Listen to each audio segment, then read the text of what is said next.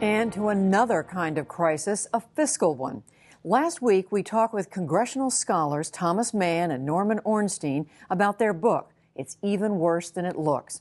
They put the blame for Congress's inability to resolve budget and other problems primarily on Republicans. For a different perspective, I sat down earlier today with another author, Republican Senator Tom Coburn of Oklahoma. Senator Tom Coburn, thank you very much for talking with us. I am happy to talk with you. So you've written a book. The title is The Debt Bomb. What is it? What caused it? Well, both parties have caused it. Careerism has caused it. And you're seeing it played out today in Washington before this election. Nobody wants to make the hard choices.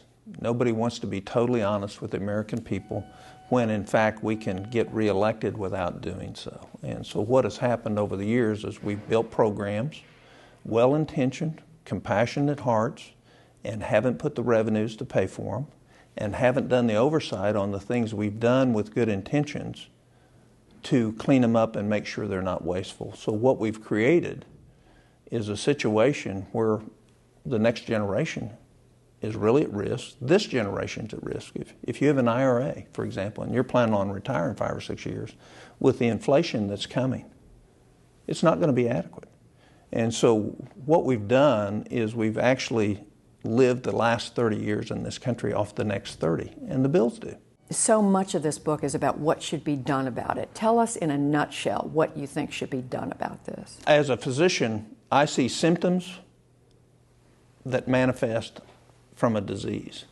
The disease is the political class, both parties in this country, and their desire to be careerists. The symptoms are all these problems that we have with all these programs. You know, most Americans don't realize that the federal government's twice as big as it was 10 years ago in terms of the dollars that it expends. And so there are tons of problems that we could address if we would be honest with the American people. But most politicians don't want to tell you you can't have something in the future when they're coming up on election. You advocate big cuts in discretionary spending. You talk about a hatchet to discretionary spending. When people hear that, they think, what does that mean? You talk about making a sacrifice in order to have future prosperity. Which Americans would sacrifice? Everybody. The only way to do this is to make sure it is seen as everybody sharing in the sacrifice to get our country back where it needs to be. We haven't lost the American spirit. If we had leadership that pulled this country together around what the problems are and said, here are the problems. Medicare is absolutely unsustainable. Social Security is unsustainable. Discretionary spending is unsustainable. Our Defense Department is unsustainable. Here are the problems, and here are the options that we can fix them. And if we delay putting off those sacrifices, and in other words, taking some of the pain's going to be much more difficult and much more severe, especially to those people who are highly dependent on the rest of us for their aging years or their medical needs right now. One of the things you talk about is saving, I think you say $3 trillion over a period of years, just by cutting out duplication, waste. Every president I can remember has come into office saying we need to do something about waste, fraud, and abuse, but once you get here, they've gotten here, they found out it's a lot more complicated than that. Well, so, it isn't. What has happened is it's not presidents, it's Congress. And that's the point I make in the book. Here's Medicare. We're worried about Medicare, and we can document that there's at least $100 billion a year in fraud in Medicare. Why? Why would we have if the system is designed to be defrauded, why haven't we changed the system? What about the role that the tax cuts have played that came in under the previous administration and President Bush, and the two wars, all of which have contributed enormously? There's no question that they have contributed, but you need to look at their scope. The wars are $1.2 trillion, all right? We have unfunded liabilities of $131 trillion in Medicare and Social Security alone. And that's with, here's the other thing that most people don't know. Government uses government accounting.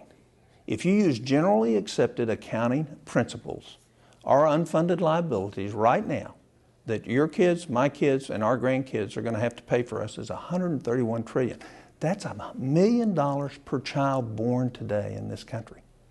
A big part of the argument, as you know very well, is Democrats say, many Democrats say, there needs to be some parity between spending cuts and taxes, that revenues have got to go up. I agree with that. But your party doesn't agree with that. Well, so my party does agree. Paul Ryan put revenue on the table. Pat Toomey in the Super Committee put revenue on the table. Bold Simpson put revenue on the table. The Gang of Six put revenue on the table.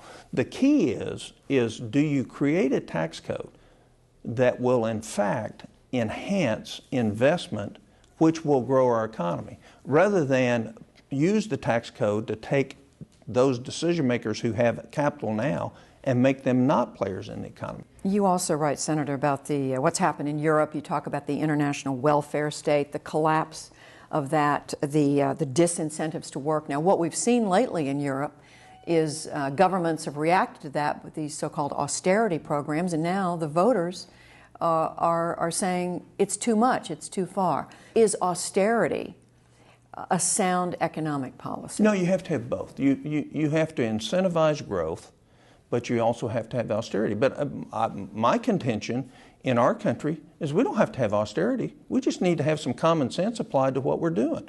When you have 47 different job training programs that we spend $19 billion a year on, all but 3 of them overlap one another. There's no metric to say they're working. Matter of fact, the proof is that they're not working, and we continue to do the same thing. The American people say, why would you do that?